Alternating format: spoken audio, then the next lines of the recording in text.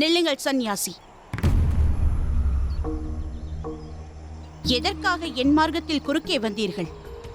மார்க்கத்தை நான் தேடுவதில்லை, மார்க்கமே என்னை வந்தடைகிறது. என் கவனத்தை திசை திருப்பி விட்டீர்கள்.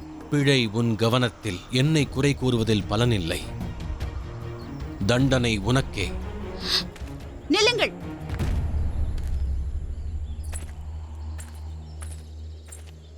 நான் இன்னும் பேசி முடிக்கவில்லை சந்நியாசி. நான் இன்னும் ஆரம்பிக்கவே இல்லை.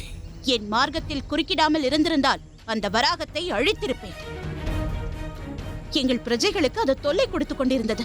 இப்பொழுது தப்பித்து ஓடிவிட்டது. எந்த பிரஜைகளையும் நான் அறியேன். உண்மை மட்டுமே நான் அறிவேன். உண்மைக்கு எல்லை என்பதே இல்லை. என்றும் மனிதர்களுக்கு மட்டுமே எல்லை உண்டு. ஆனால் உங்களுக்கும் இங்கு ஒரு எல்லை இருக்கிறது. நான் யார் என்று தெரியுமா? நான் தான் தாட்சாயினி, பிரஜாபதி தக்ஷனின் மகள். இந்த பூமி எங்களுக்கு சொந்தம். பூமி, வானம், நீர், அக்னி, காற்று இவை அனைத்தும் கடவுள் உருவாக்கியது. அவற்றை உரிமை கொள்ள எவருக்கும் அதிகாரம் இல்லை. இனி எதையும் அறிந்து கொள்ள விரும்பவில்லை. நில்லுங்கள். என்னை உதாசீனப்படுத்தினால் பெரும் விளைவை சந்திப்பீர்கள். பிரஜாபதி தக்ஷனின் புத்திரி நான், சதி. எதை கண்டும் எனக்கு பயமில்லை. எதை கண்டும் பயமில்லையா? இல்லை.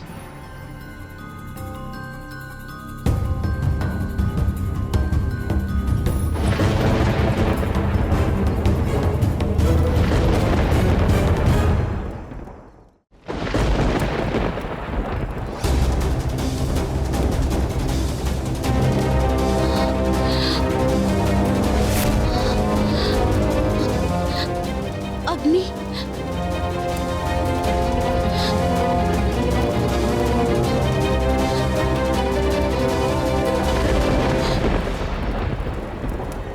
தந்தையே, நில்லுங்கள், என்னை விட்டு செல்லாதீர்கள். அச்சம் கொள்வதை நீ அனுபவமாக கொள்ள வேண்டும். மேலும் ஒரு சோதனைக்கு நான் தயாராக இல்லை.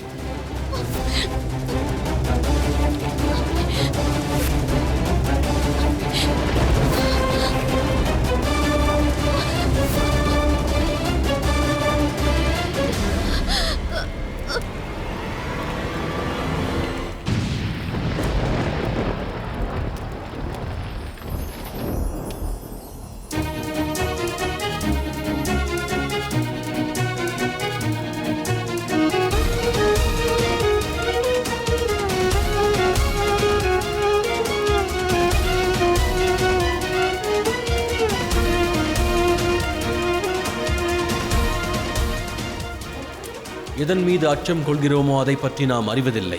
அதை நெருங்கவும் விடுவதில்லை. எதை கண்டு அச்சம் கொள்கிறாயோ அதை ஸ்வீகரிக்க வேண்டும். அதன் பின்பே பரமானந்தத்தை அடைய முடியும்.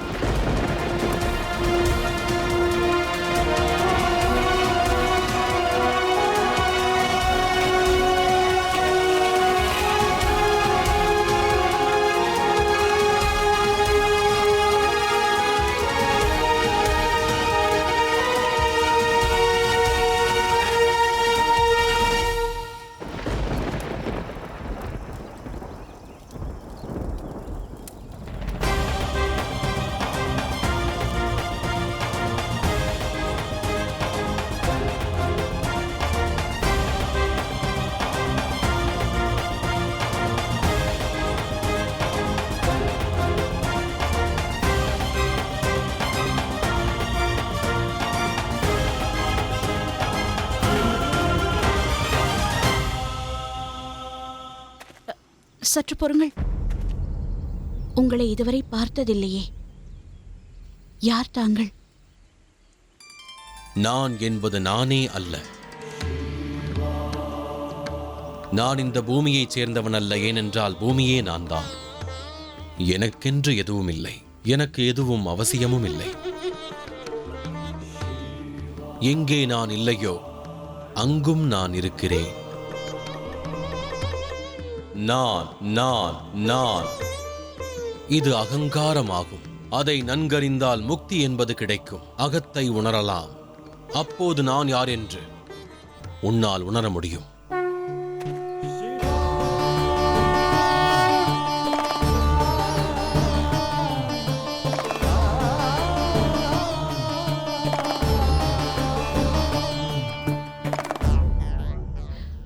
அக்னியிலிருந்து என்னை காக்கவே தாங்கள் வந்தீர்களா? இல்லை பார்வதி, எதை பற்றியும் எண்ணாமல் இருந்த இந்த சிவன், அவற்றில் இருந்து விலகி வந்தேன். உன்னை காண அந்த அக்னி ஒரு காரணம் மட்டுமே. நீ இந்த சிவனிற்குள் ஒரு மாற்றத்தை உண்டாக்கினாய். இன்று நான் இருக்கும் இந்நிலைக்கு நீயே காரணமாவாய் பார்வதி. புரியவில்லை. மகாதேவராக நான் இருந்தது சதியை சந்திப்பதற்கு முன்பு. அந்த சதியை சந்தித்த பிறகு இந்த சிவன் தேவாதிதேவ மகாதேவராக ஆனேன். சிவனிற்குள் உள்ள சக்தியை சதியை உணர வைத்தாள். சக்தியின் உண்மையை அந்த சதியே எனக்கு உணர்த்தினாள். சந்நியாசியாக அகோரியின் ரூபமே சிவன். சிவனுக்கு எதற்கும் அவசியப்பட்டதாக தெரியவில்லை. சிவனும் எதற்கும் அவசியமற்றதாக இருந்தான். ஆனால் அவை சதி என் வாழ்வில் வரும் வரைதான்.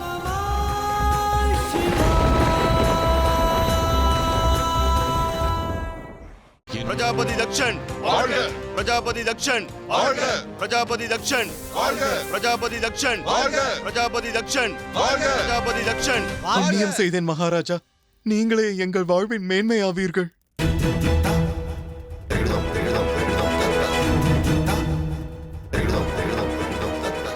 ஒரு பிரஜாபதியானவன் பிரஜைகளின் கஷ்டங்களை உணர்ந்தவனாவான். ஒரு ராஜ்யத்தில் எந்த ஒரு பிரஜையும் பசியால் வாடக்கூடாது. என் உடலில் உயிர் உள்ளவரை என் பிரஜைகளின் மகிழ்ச்சியே என்னுடைய குறிக்கோள். பிரஜாபதி தக்ஷன் வாழ்க! பிரஜாபதி தக்ஷன் வாழ்க! பிரஜாபதி தக்ஷன் வாழ்க! பிரஜாபதி தக்ஷன் வாழ்க! பிரஜாபதி தக்ஷன் வாழ்க! போற்ற வேண்டியது என்னை அல்ல, அந்த நாராயணன். அவருடைய ஆசீர்வாதத்தால் தான் நான் இங்கு இருக்கிறேன். அவருடைய ஆசியால் இந்த ராஜ்யம் சுபிட்சமாக இருக்கிறது. நான் நாராயணன் மற்றும் பிரம்மதேவருக்கான மகா பூஜைக்கு ஏற்பாடு செய்கிறேன். இதன் மூலம் பிரஜைகளுக்கு ஆசீர்வாதம் கிட்டும். நம் கஷ்டங்கள் நிரந்தரமாக விலகிச் செல்லும். நாராயணன் பிரம்மதேவரோடு சேர்த்து சிவனின் பூஜையும் செய்து விடுவோம். நாராயணன் மற்றும் பிரம்மதேவரோடு சேர்த்து சதாசிவனையும் பூஜிப்பதால் முப்பெரும் தேவர்களின் கிருபை நமக்கு கிடைத்துவிடும் அரசே.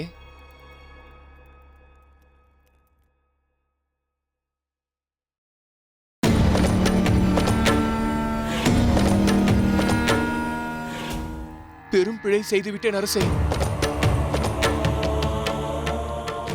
இது உன்னுடைய முதல் பிழையாகவும் என்னுடைய இறுதி கோபமாகவும் இருக்கட்டும். இந்த ராஜ்யத்தில் மீண்டும் அந்த சிவனின் பெயரை எடுத்தால் பிறகு உனது வம்சமே உனது பெயரை மறந்துவிடும்படி செய்து விடுவேன்.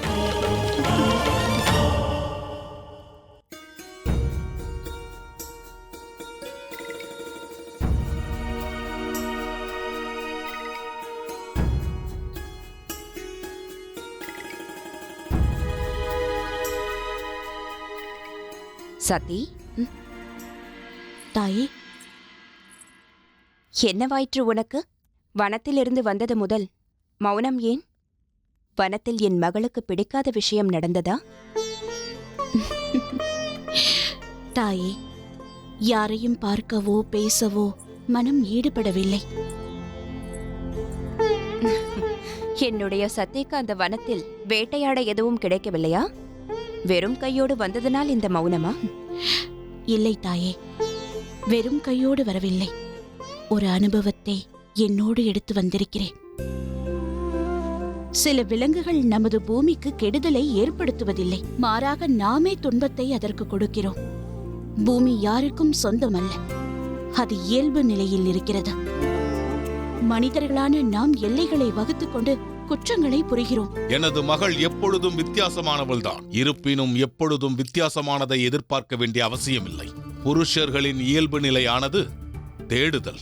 அவசியம் ஏற்படின் எல்லாம் நம் வசமாகிவிடும். குடியிருப்பு என்பது முயற்சி ஆகும். இப்போது கூறு, எதுவும் இல்லாமல் இருப்பது சிறந்ததா, அல்லது நமக்கென்ற எல்லைக்குள் குடியிருப்பதுதான் நல்லதா? நான் இந்த கோணத்தில் யோசிக்கவே இல்லையே. தாங்கள் கூறுவது உச்சிதம்தான் தந்தையே. எல்லைகள் இல்லையேல் அபிவிருத்தி சாத்தியமே இல்லை. எல்லை இருக்கும் இடத்தில்தான் அபிவிருத்தி சாத்தியமாகும். இப்பொழுதே சென்று அவரிடம் கூறுகிறேன், முயற்சி இல்லாத வாழ்க்கை சூனியமாகிவிடும் என்று. யாரிடம்? எனக்கு தெரியாது தந்தையே. ஆனால் நான் வேட்டைக்கு சென்றிருந்த போது எனது மார்க்கத்தில் அவர் குறுக்கிட்டார். எங்கிருந்து வருகிறான் அவன்? அதுவும் எனக்கு தெரியாது. ஆனால் அவர் நம் ராஜ்யத்தை சேர்ந்தவர் இல்லை என்பது மட்டும் எனக்கு தெரியும். ஆனால் அவருடைய கைகளில் சூலம் இருந்தது. விரக்தி தெரிந்தது. அனைத்தையும் துறந்தது போல் அவர் காட்சியளித்தார். இந்த பூமியை சேர்ந்தவன் இல்லை என்றார். ஆனால் பூமியே நான் தான் என்றார். மார்க்கத்தில் நான் குறுக்கிடவில்லை. ஆனால் நானே மார்க்கமாவேன்.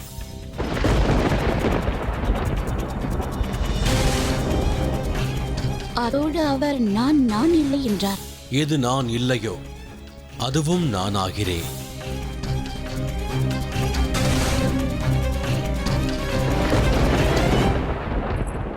வனத்தில் மிகப்பெரிய ஆபத்திலிருந்து அவரே என்னை காப்பாற்றினார். வேறெதுவும் எனக்கு தெரியாது. பதில் எனக்கு கிடைத்ததால் நான் அவரை காண செல்கிறேன். நீ அந்த வனத்திற்கு செல்ல வேண்டாம். ஏனெனில் உன்னை காப்பது எனது தலையாய கடமையாகும். ஆனால் என்னையே என்னால் காத்துக்கொள்ள இயலும் தந்தையே. நான் கூறியது என்னுடைய கருத்து மட்டுமல்ல. நீ இங்கேயே இருக்க வேண்டும். என்னுடைய அனுமதியின்றி நீ இந்த அரண்மனையை விட்டு எங்கும் செல்லக்கூடாது.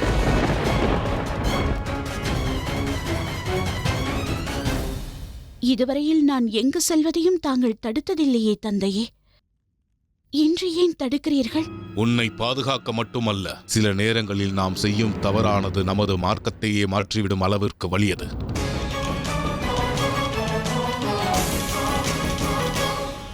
ஆனால் பிரஜாபதி தக்ஷனுக்கு தங்கள் மீது என்ன விரோதம்? நான் எதற்காக தங்களை... நான் கூற வருவது, சதியை ஏன் தடுத்தார்? நட்பிற்கும் விரோதத்திற்கும் அதிக வித்தியாசம் இல்லை பார்வதி. சூழலை பொறுத்தே அனைத்தும் அமைகிறது. தட்சன் என்னை சத்துருவாக எண்ணியதற்கு காரணம் வேறொன்று உள்ளது. பாதுகாப்பை பலப்படுத்துங்கள். இன்று முதல் இந்த அரண்மனை முழு கண்காணிப்பில் இருக்க வேண்டும். இனி யாரும் இந்த அரண்மனையை விட்டு வெளியே செல்லக்கூடாது, உள்ளேயும் வரக்கூடாது.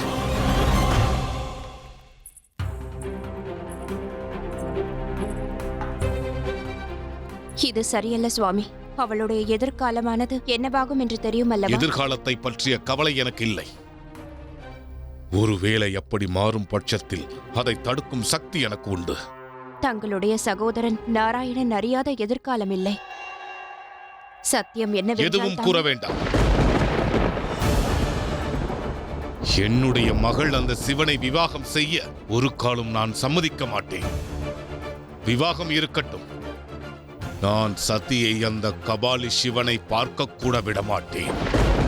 பிரஜாபதிக்கு வணக்கம். குமாரி சதி அவரது அறையில் இல்லை. அது எப்படி சாத்தியமாகும்? பாதுகாப்பை மீறி எங்கு சென்றாள் அவள்? அரசே, ஒருவேளை அவர் சென்ற இடமானது... அப்படியானால் கைலாயத்திற்கு செல்கிறாளா?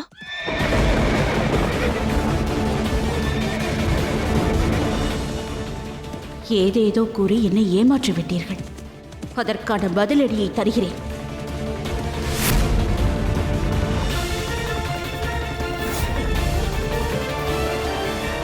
சமயம் வந்துவிட்டது மகாதேவா.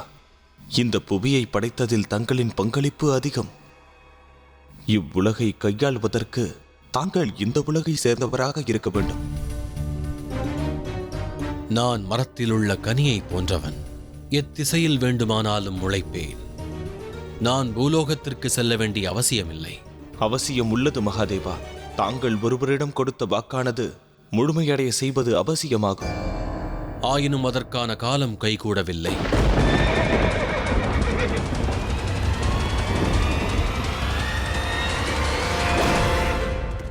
அவர் யார், எந்த ரூபத்தில் உள்ளார், அதை பற்றி அறிந்து கொள்ள தாங்கள் உங்களையோ இந்த உலகையோ அறிந்து கொள்வது அவசியமாகும். அவர் எந்த ரூபத்தில் உள்ளார் என்பது அறியேன். இருப்பினும் அவர் எந்த நேரத்திலும் இங்கு வரலாம்.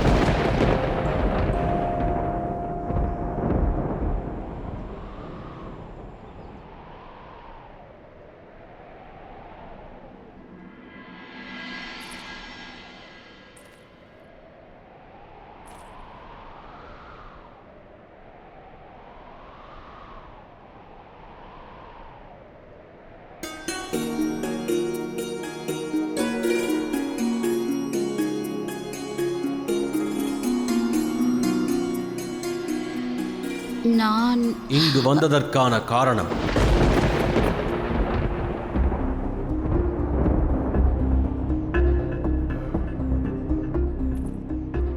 பதிலுரைக்க வந்திருக்கிறேன்.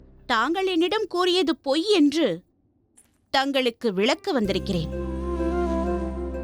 புருஷர்கள் முயற்சி இல்லை என்றால் சூனியமாகி விடுவார்கள். புருஷர்களுக்கு குடும்பமானது அவசியமாகும். அதை பேணி காப்பதும் அவர்களது கடமையாகும். முயற்சி இல்லாதவர்களுக்கு இந்த பூமி சொந்தமில்லை. கடமைகளை செய்பவர்களுக்கே இந்த பூமியானது என்றும் சொந்தமாகும். அதுவே தன்னலமற்றதாகும். இதை கூறத்தான் இங்கு வந்தாயோ? கூறியதை நான் அறிந்து கொண்டேன். செல் இங்கிருந்து. செல்ல வேண்டுமா? ஏன்? அப்படியென்றால் உங்களிடம் விளக்கம் இல்லையா? நீ கோரியது கேள்வி அல்ல, விடையாகும். அனைத்தையும் செய்வது கடமை என்று நீதானே கூறுகிறாய். பிறகு ஏன் உன் வீட்டில் அகங்காரம்? செயல் சுயமாக செய்யப்படும் போது அகங்காரம் ஏன் தோன்றுகிறது? ஒருவரை ஒருவர் சார்ந்து ஒருவருக்காக முயற்சி செய்வது என்பது இங்கு நிலையாகின்றது. இருப்பினும் அது சத்தியமல்ல.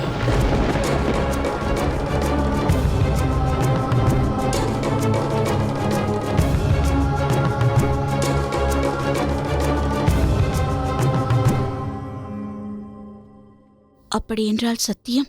பரமமே சத்தியம். பரமாத்மமே சத்தியமாகும். எந்த காரியத்திற்கும் தனக்காக எந்த காரணமும் இல்லாதது மிக ஆனந்தமாகும். நமக்காக செய்யப்படாத காரியங்கள் பரமாத்மா என்றாகிறது. புருஷர்களும் முயற்சிகளும் என்றென்றும் மாறலாம். ஆனால் இயற்கை என்றும் மாறாதது.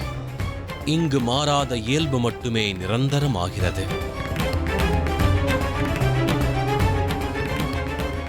இப்போது நீயே கூறு. நீ உன்னுடைய தந்தையை விடுத்து அவரிடம் மறைத்து அவரின் நோக்கத்திற்கு எதிராக எதற்கு இங்கு வந்தாய்? முயற்சிகள் அனைத்தையும் பற்றி கூறவா? இல்லையேல் வேறு ஏதேனும் காரணம் உள்ளதா? ஒன்றை நினைவில் கொள். என்னை பொறுத்தவரை சத்தியம் என்பதே நிரந்தரமாகும். பதில் கூறு.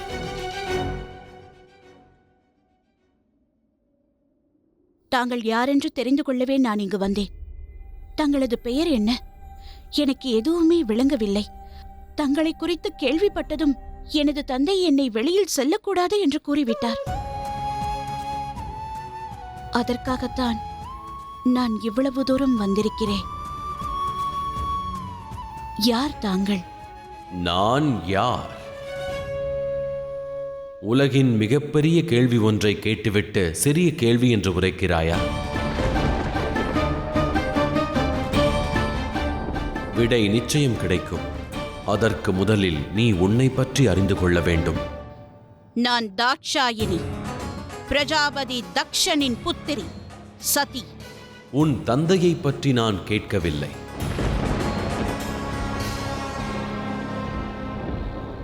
தட்சனின் மகள் சதி.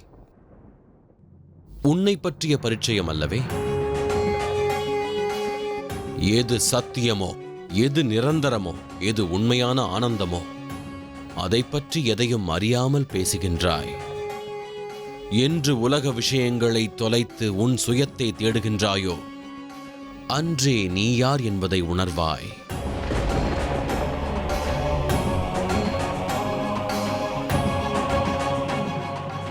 நில்லுங்கள்.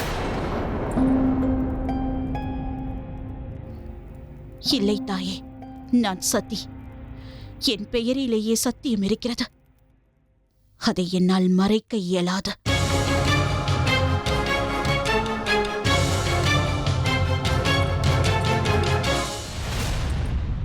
ஆம் தந்தையே, நான் சிவனை நேசிக்கிறேன்.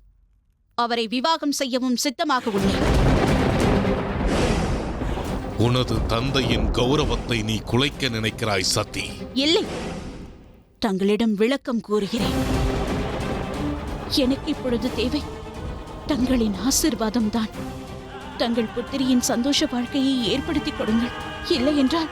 மீண்டும் ஒரு முறை கூறுகிறேன் சதி, நீ அறிய மாட்டாய். நான் யோசிக்க வேண்டியதில்லை. இதுதான் எனது நிர்ணயம்.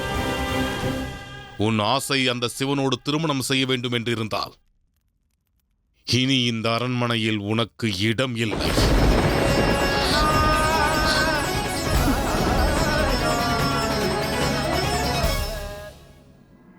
அரண்மனை மனவேதனையை புரிந்து கொள்ளாத இடம் எனக்கு தேவையில்லை.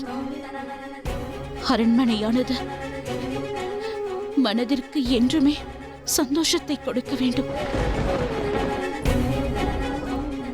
தாங்களே முடிவெடுங்கள் தந்தையே. இந்த அரண்மனையில் தாங்கள் செய்வது சரியா? எப்படி ஒப்புக்கொள்வீர்கள்? ஒரு விஷயத்தை நான் கூறியே ஆக வேண்டும் தந்தையே. அனைத்தும் இருப்பது மட்டும் அதிகாரம் ஆகாது. அதிகாரம் என்பது மனதை பொறுத்த விஷயம். என்னுடைய மனமானது அந்த கைலாயத்தை தான் நாடுகிறது. இனி என்னை அதிகாரம் செய்யும் உரிமை கைலாயபதிக்கே உள்ளது. உங்களது அன்புக்காக நான் என்றும் ஏங்குவேன். வருகிறேன்.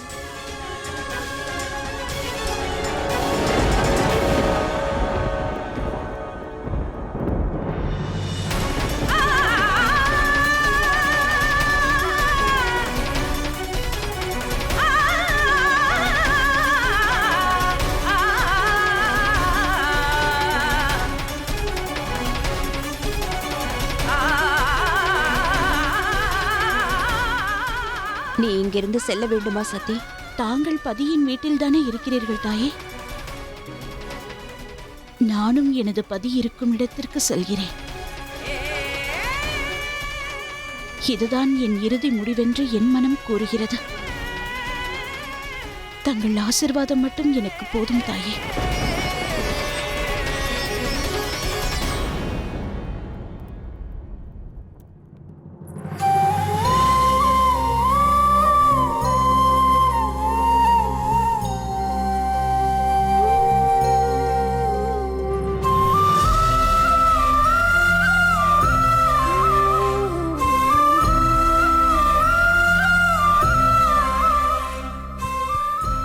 கதவை அடையுங்கள்.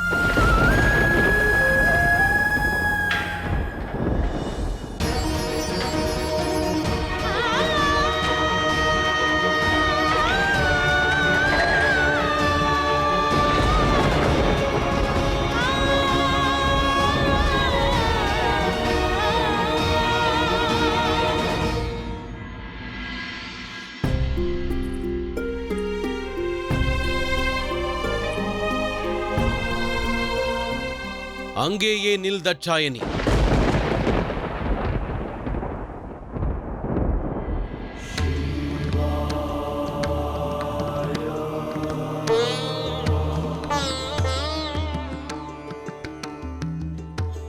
அனைத்து பந்தங்களையும் விட்டுவிட்டு, வீடு உறவுகளையும் விட்டுவிட்டு மீண்டும் கேள்வி கேட்க வந்தாயா? இல்லை.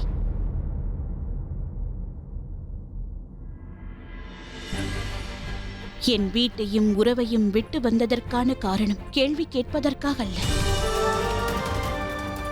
அனைத்து பந்தங்களையும் துறந்து வந்ததற்கான காரணம் என் ஜீவ பந்தம் யாரென்று தெரிந்து கொண்டதினால். சிவனே சத்தியம் என்பதை நான் அறிந்து கொண்டேன். அந்த சத்தியமே இந்த சதி ஆவாள். என்ன உரைக்கின்றாய்? ஒரு பெண்ணானவள் தன் தந்தையையும் வீட்டையும் விட்டு எப்போது வெளியே வருகிறாள்? யாருக்காக இந்த ஜென்மம் எடுத்தாளோ அவரை காண்பதற்காக வரும் பொழுதுதான். அதையும் நான் இன்று நன்கு உணர்ந்து கொண்டேன். இதுவே எனது விருப்பம். எனது விருப்பம் தங்களுடன் வாழ்வதுதான். நான் தங்களை விவாகம் செய்து கொள்ள விரும்புகிறேன்.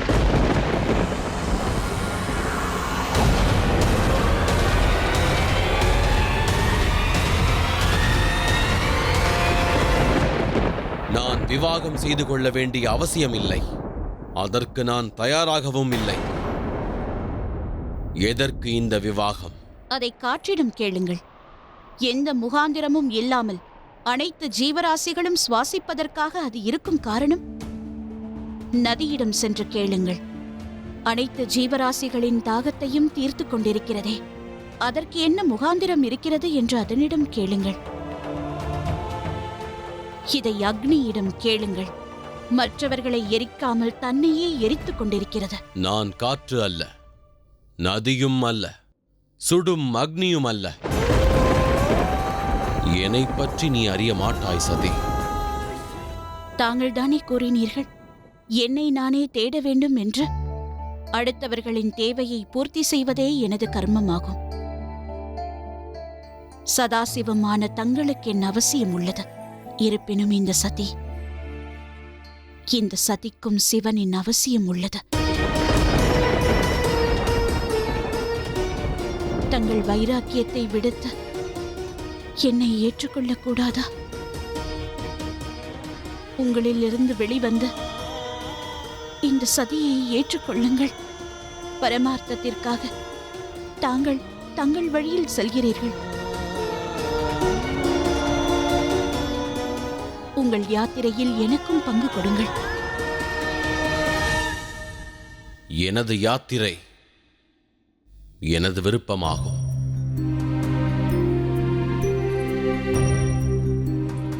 அறிவேன் சுவாமி, தாங்களே சிவன் ஆவீர்கள். ஆனால் என் பார்வைக்கு தாங்கள் சதாசிவமாக தெரிகிறீர்கள். தாங்கள் தங்களை தெய்வம் என்கிறீர்கள். ஆனால் என்னுடைய பார்வையில் தாங்கள் தேவாதி தேவர் மகாதேவராக தென்படுகிறீர்கள்.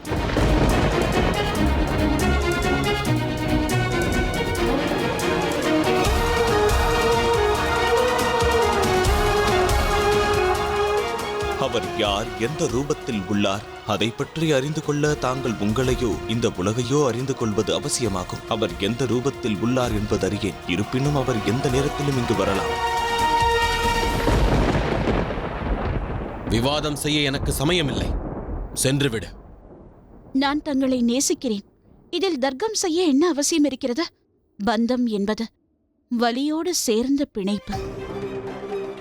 எப்பொழுது மனம் நிராகரிக்கப்படுகிறதோ அப்பொழுது வலி ஏற்படுகிறது. அந்த வலியை உணராமல் தாங்கள் குதர்க்கம் பேசுகிறீர்கள். உங்களுக்கு உங்களை தெரியவில்லை என்றால் நான் அறிமுகம் செய்து வைக்கிறேன்.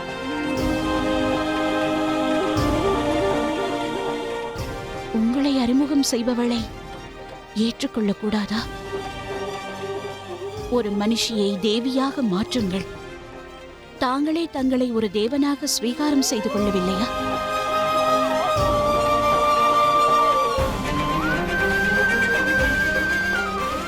நீ வீட்டை விட்டு அறியாதவனிடம் வந்திருக்கிறாய்.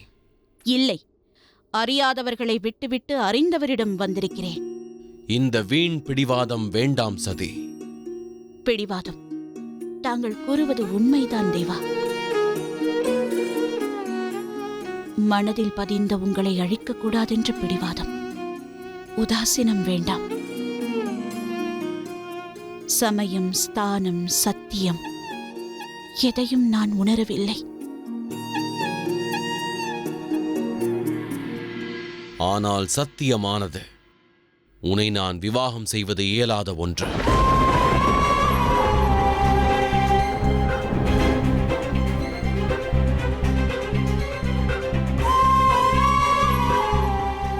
காரணத்தை அறியலாமா? ஏனெனில் வேறு ஒருவருக்காக நான் காத்திருக்கிறேன். ஆரம்பத்தில் இருந்து என்னுடைய காத்திருப்பை நான் முடிவடையச் செய்தாக வேண்டும்.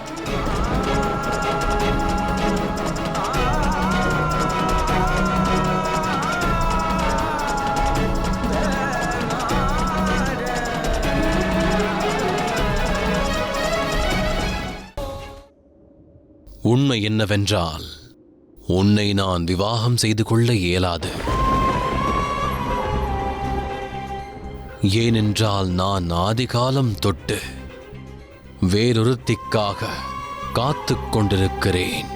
இதுவரை காத்திருந்த காலத்திற்கு முடிவொன்றும் எடுத்து விட்டேன்.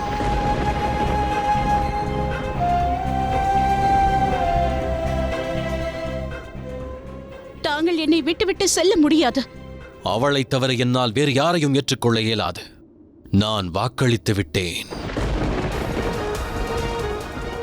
இதுவரை எந்த விஷயத்திலும் எனக்கு இவ்வளவு ஈடுபாடு இருந்ததில்லை. தங்களை என் மனம் நாடியது போல் இதுவரை யாரையும் நான் நாடியதில்லை. என்னுடைய அன்பு உண்மையானதென்றால், என்னுடைய அன்பு பவித்திரமானதென்றால் நிச்சயமாக தாங்கள் காத்துக் கொண்டிருப்பது எனக்காக மட்டும்தான். நான் இன்று விரும்புவதெல்லாம் என்னால் உங்கள் காத்திருப்பு ஒரு முடிவுக்கு வர வேண்டும் என்பதுதான்.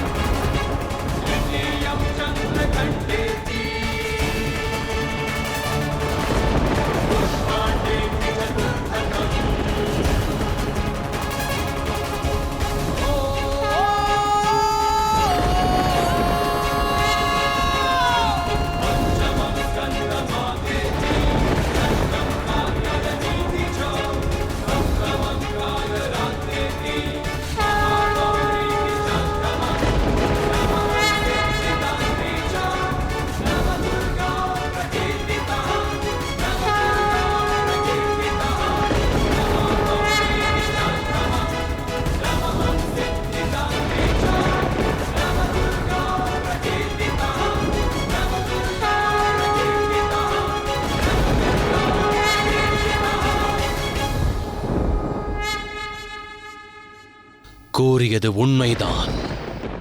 நீயே என் மறுபாதி.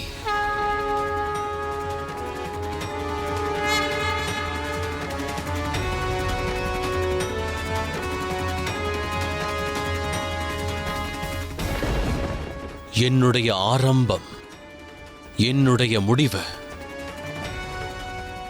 இவை அனைத்துமே இக்கணம் எனக்கு தெளிவாகிவிட்டது. நான் இச்சமயத்தில் ஓர் உண்மையை கண்டறிந்தேன்.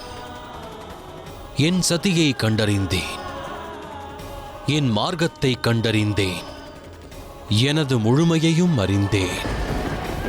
எனது வாழ்க்கை துணையை நான் கண்டு கொண்டிருக்கிறேன்.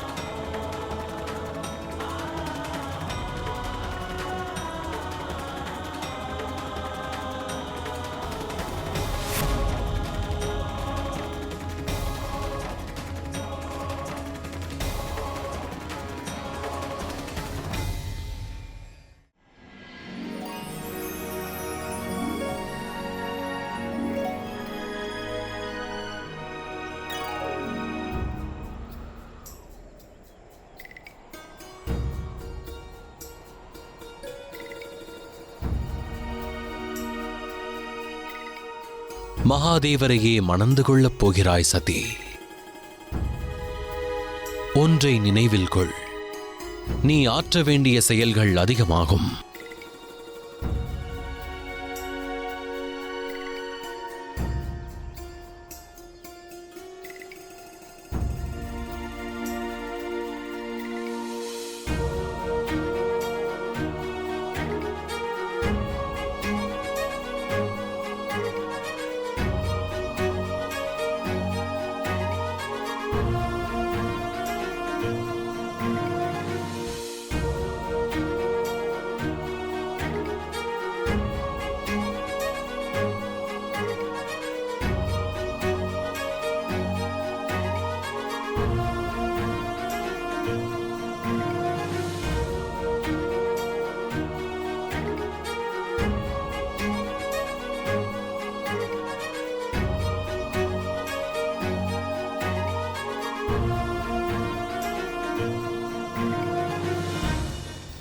சதியாக இருந்து உங்களை வந்தடைந்த நான் எதற்காக பார்வதியாக உருவெடுத்து வந்து இந்த ஜென்மம் எடுக்க வேண்டிய அவசியம் என்ன?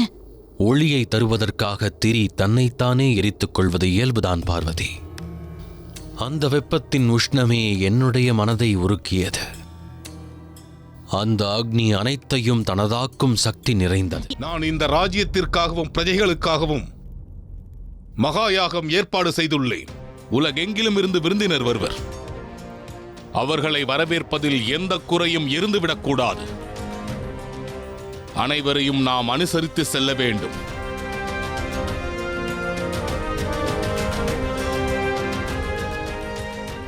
சுவாமி, தாங்கள் மகா யாகம் நடத்தப் போகிறீர்கள். அனைத்து விருந்தினர்களும் வருவார்கள் அல்லவா? நம் பலத்தையும் அவர்கள் புரிந்து கொள்வார்கள். அனைவரும் வரும்பொழுது நாம் ஏன் சதியை? அப்படி ஒரு எண்ணத்தையே உன் எண்ணத்தில் இருந்து அழித்துவிடு. சதி இந்த யாகத்திற்கு வரப்போவதில்லை. ஏனெனில் அவள் வந்தால் அந்த கபாலியின் தாக்கமும் பாதிப்பும் வரும். அதனால் என் யாகத்தின் புனிதம் கெட்டுவிடும். ஆனால் அவள் நம் புதல்வி. இருந்திருக்கலாம். தந்தையின் சொல்படி நடந்த வரையில் புதல்வியாய் இருந்தாள். நானாகவா அவளை இங்கிருந்து அனுப்பி வைத்தேன்? அவள் என்னுடனான உறவை முறித்துக் கொண்டு இந்த மாளிகையின் மரியாதையை குலைத்துவிட்டு எல்லோரும் என்னை பார்த்து நகையாடும்படி செய்துவிட்டு இங்கிருந்து சென்றாள். அவளுடனான என் உறவு முறிந்து விட்டது. என்னை அறியாமல் நீ அவளுக்கு அழைப்பு விடுத்தால் அல்லது தூதுவிட்டால் அதன் பின் நம் உறவே முறிந்துவிடும்.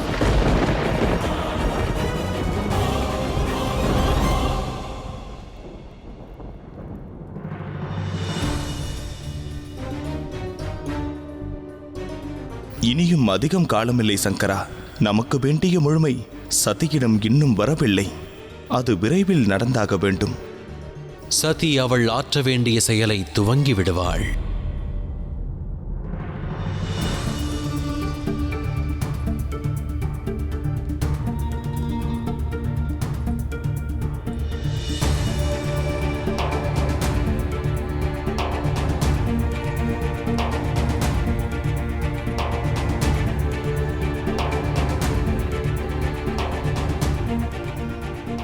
கைலாயத்தில் அனைவரும் மகிழ்வுடன் இருப்பார்கள். சதியின் கவலைக்கு காரணம் என்ன? சதி இல்லை, ஒரு புதல்வி கவலையோடு இருக்கிறாள். என் தந்தை எவ்வாறு அப்படி செய்ய இயலும்? ஒரு மகா யாகத்தை நடத்தவிருக்கிறார். உலகம் முழுக்க அனைவருக்கும் அழைப்பு விடுத்திருக்கிறார். ஆனால் அவருக்கு பெற்ற மகளின் நினைவு வரவில்லையா? முறித்துவிட்டு வந்த பந்தத்திற்காக ஏன் இத்தனை கவலை? என் தந்தை என்னை மதிக்கவில்லை என்று நான் கவலைப்படவில்லை நாராயணா. மகிமை பொருந்திய என் கணவருக்கு, இந்த மகாதேவருக்கு அழைப்பு விடுக்காமல் என் தந்தை அவரை அவமானப்படுத்திவிட்டார்.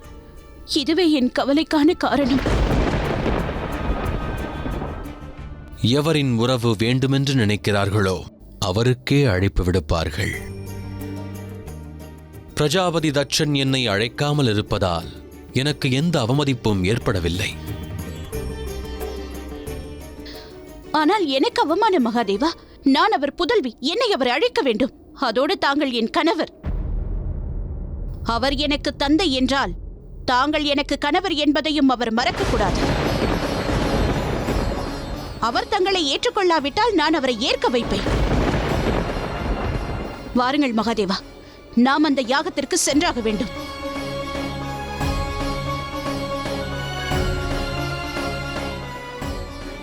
உன் மனம் அமைதி கொள்ள வேண்டும். மதிப்பும் மரியாதையும் முக்கியமில்லை. பற்றற்று இருக்கும் நிலைக்கு உனக்கு பயிற்சி தேவை. பயிற்சியை நாம் அங்கு சென்று வந்த பிறகு எடுத்துக்கொள்ளலாமே மகாதேவா. அனைத்தையும் தாங்கள் இறைவனாகவே ஏன் சிந்திக்கிறீர்கள்? என் வேதனை தங்களுக்கு புரியவில்லையா?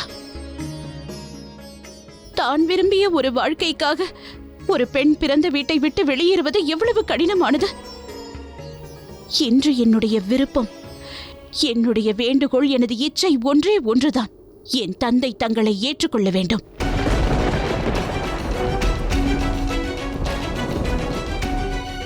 நீ உன் தந்தையை சந்திக்கச் செல்கிறாய். ஆனால் நடத்தும் யாகம் பிரஜாபதி தட்சனுடையதாகும். அழைப்பில்லாமல் அங்கு செல்வது என்பது அவமதிப்பிற்கு ஈடானதாகும். தாங்கள் என்னுடன் இருந்தால் அனைத்தும் நலமுடன் இருக்கும். அதோடு ஒரு மகளுக்கு பிறந்த வீட்டிற்கு செல்வதற்கு அழைப்பிதழ் ஒன்றும் தேவையில்லையே. அழைப்பென்பது வரவில்லை என்றால் நீ செல்ல வேண்டிய அவசியமில்லை.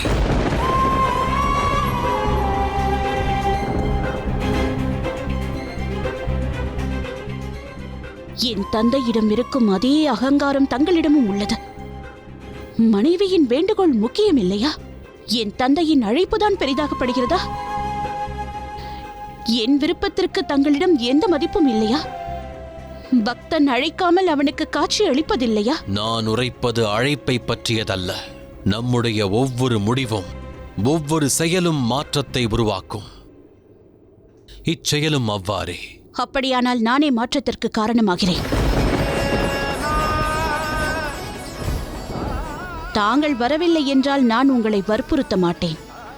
ஆனால் நான் செல்வதை தாங்கள் தடுக்கக்கூடாது மகாதேவா. ஒன்றை மட்டும் நினைவில் கொள்ளுங்கள். தாங்கள் என்னை தடுக்கவும் கூடாது, என்னை தேடி வரவும் கூடாது. நானாக தங்களை அழைக்கும் வரை என்னை தேடி வரக்கூடாது.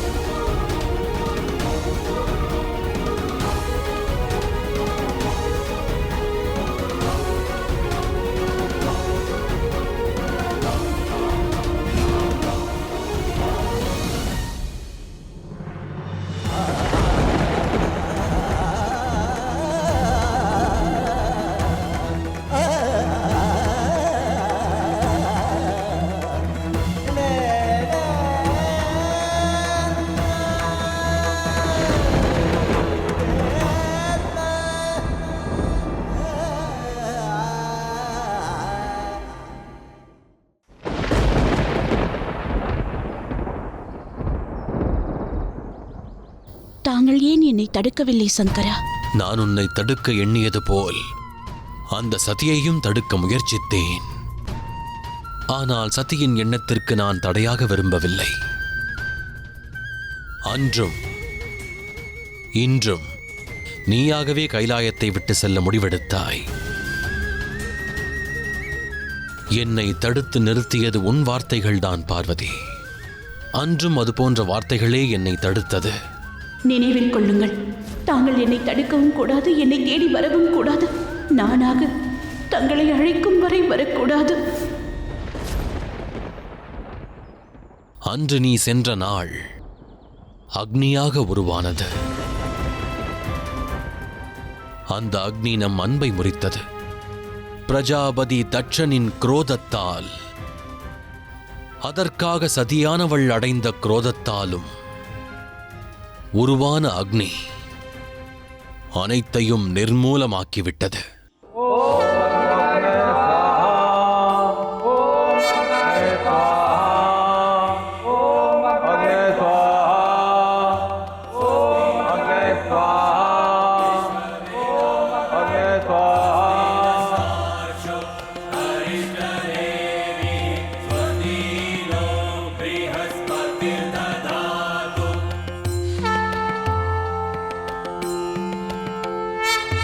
Swastina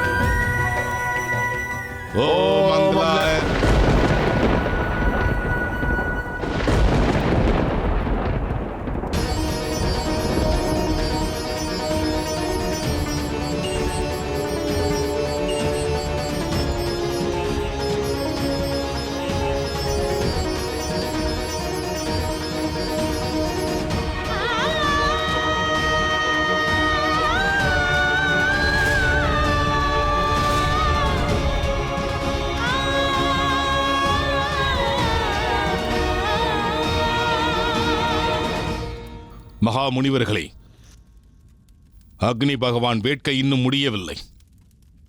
அக்னி இன்னும் பசியாகவே உள்ளது.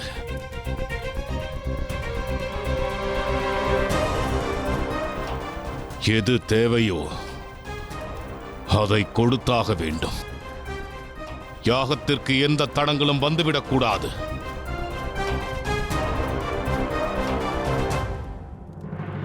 ஓம் மங்களாய ஸ்வாஹா, ஓம் மங்களாய ஸ்வாஹா, ஓம் மங்களாய ஸ்வாஹா, ஓம் மங்களாய ஸ்வாஹா, ஓம் மங்களாய ஸ்வாஹா.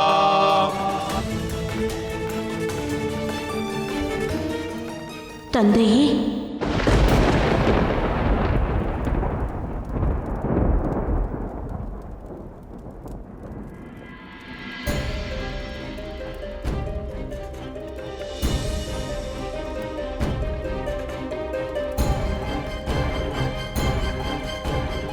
அழைக்காமல் இரு தரப்பினரே வருவார்கள். ஒன்று யாசகர்கள், மற்றொன்று அரக்கர்கள். நீ எந்த வகையை சேர்ந்தவள்? நீ உன் தந்தையை காணச் செல்கிறாய். நடக்கும் யாகம் பிரஜாபதி தட்சனுடையதாகும். அழைப்பில்லாமல் அந்த யாகத்திற்கு செல்வது அவமானத்தையே தரும். யாகத்திற்கு இரு தரப்பினர்களுக்கு அழைப்பு விடுக்கப்படுவதில்லை தந்தை அவர்களே. ஒன்று விரோதி, மற்றொன்று சண்டாளர்கள். தங்கள் புதல்வி எனும் தகுதியை நான் இழந்து விட்டேனா, அல்லது நான் தங்களுக்கு துரோகியாகிவிட்டேனா? தாங்கள் நடத்தும் யாகத்திற்கு தங்கள் புதல்வியை அழைக்க வேண்டும் என்று தோன்றவில்லையா? ஆனால் நான் மற்றொன்றையும் அறிவேன். இருவர் இல்லாமல் யாகம் முடிவடையாது. ஒன்று பவித்திரமான ஆத்மா, மற்றொன்று வாரிசு, அதாவது சந்தானம்.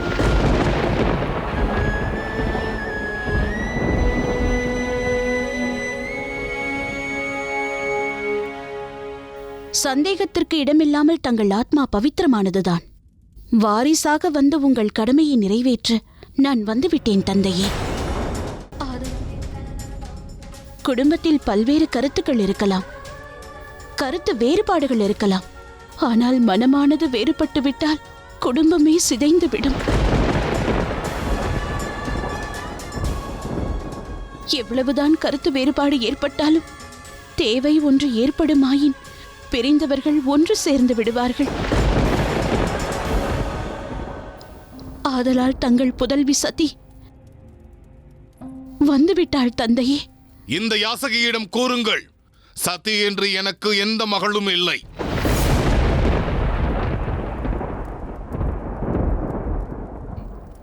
இடுகாட்டில் வசிப்பவனோடு வசிப்பவள் இந்த யாகத்திற்கு தடையூறாக இருக்கக்கூடாது.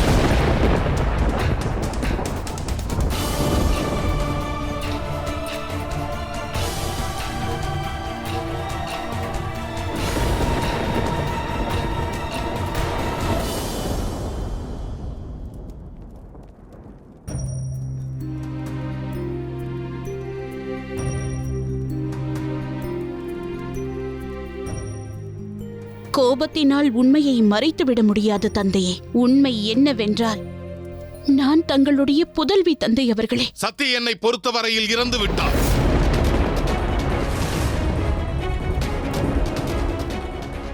அவள் எனக்கு புதல்வியாய் இருக்கும் வரை நான் அவளுக்கு புனிதமான தந்தையாக இருந்தேன்.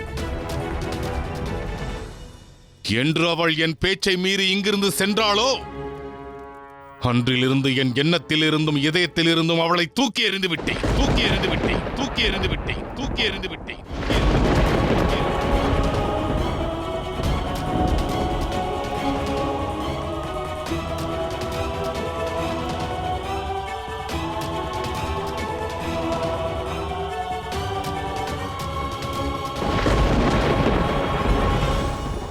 என்று அந்த கபாலியை இவள் கைப்பிடித்தாளோ, அன்றே நான் அவளுக்கு இறுதி சடங்குகளை செய்து முடித்து விட்டேன்.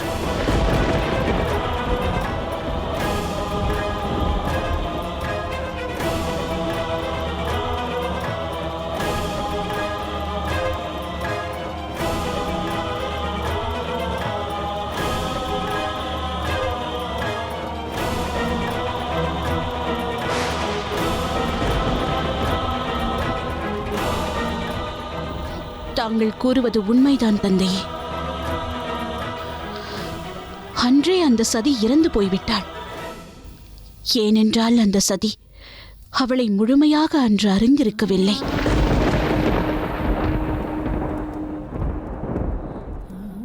தன்னை அறியாத அந்த சதியிடம் இருந்து தன்னை முழுமையாக உணர்ந்த சதி உருவெடுத்தாள். அன்று என்னுடைய அகங்காரம் அழிந்தது. அறியாமை என்னை விட்டு விலகியது. என்னுள் இருந்த இருள் அகன்றது. நான் புதுப்பிறவி எடுத்தேன். மகாதேவரின் சங்கரியானேன். எவனது பெயர் தேவர்களுக்கெல்லாம் இழுக்கோ அவனை மகாதேவர் என்கிறாயா? இடுகாட்டில் வசிப்பவனை, மண்டை ஓட்டில் பிச்சை எடுப்பவனை மகாதேவன் என்கிறாயா?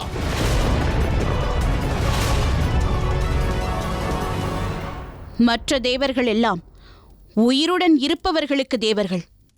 மரணத்திற்கு பிறகும் லட்சியத்தை நோக்கி பயணிப்பவரே தேவர் ஆவார். மகாதேவர் மயானத்தில் வசிப்பவர்தான். மரணத்திற்கு பிறகான பயணம் அங்குதான் துவங்குகிறது. மகாதேவர் எரியூட்டிய சாம்பலை தன் உடம்பில் பூசிக்கொள்ள காரணம் என்ன தெரியுமா? உயிரோ உயிரற்றதோ அனைத்தும் அவருக்கு ஒன்றுதான். மரணத்திற்கு பிறகும் கூட சுயமானது அழிந்து போவதில்லை. ஒரு பிணத்தின் சாம்பல் கூட மற்றொருவருக்கு கர்மமாகிவிடும். எவரது சுயமானது மனிதர்களை விட உயர்ந்ததோ அவரே தேவராவார். எவர் மனிதரின் சுயத்தையே தேவர்களுக்கு மேலானதாக மாற்றுகிறாரோ அவரே மகாதேவர். அவரே மகாதேவர். அவரே மகாதேவர். எவர் ஒருவர் மனிதரின் அகந்தையை இயற்கையுடன் இணைக்கிறாரோ அவரே மகாதேவர். எவர் தாட்சியாயினியை கைலாய நாயகியாக மாற்றினாரோ அவரே மகாதேவர். தங்களுக்கு அவர் குற்றவாளியாக இருந்தால் அவர் எனக்கு உற்ற துணை. ஆம், அவர் கழுத்தில் அணிகலன்களுக்கு பதிலாக நாகத்தை அணிந்திருக்கிறார். ஆனால் அதிலும் எனக்கு பெருமைதான். மலை எவ்வளவு உயரமாக இருக்கிறதோ அதுபோல் அங்கு விளையும் மூலிகைகளும் மிகவும் உயர்வானதாக இருக்கும். ஆனால் இறுதியில் அமைதி மட்டுமே மிஞ்சும்.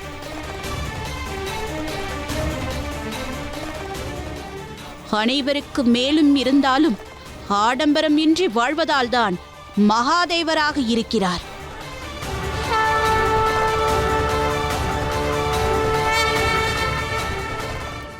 இப்பொழுது நீ இந்த யாகத்தில் கலந்து கொள்வதற்கான அர்த்தம் புரிந்தது. அந்த கபாலியை பற்றி பேசி இந்த யாகத்தின் புனித தன்மையை கெடுக்க பார்க்கிறார். இல்லை தந்தையே, அந்த மகாதேவரின் நாமத்தை கேட்டே எனது தந்தையின் உள்ளம் தூய்மையாக வேண்டும் என்பதற்காக இங்கு வந்தேன். அப்பொழுதே இந்த யாகத்தின் புண்ணியம் உங்களை அடையும். நான் என்னுடைய தந்தைக்கு நல்வழி காட்டவே இங்கு வந்துள்ளேன். தந்தையே புதல்விக்கு வழிகாட்ட வேண்டுமே தவிர புதல்வி அல்ல. இது காலத்தின் விளையாட்டு தந்தையே. குழந்தை பருவத்தில் ஒருவர் வழி தெரியாமல் தவிக்கும் பொழுது தந்தைதான் வழிகாட்டுவார். ஆனால் கால சூழலில் தந்தையின் மனம் குழம்பி இருக்கும் பொழுது தந்தைக்கு வழிகாட்டுவது வாரிசின் கடமையாகும்.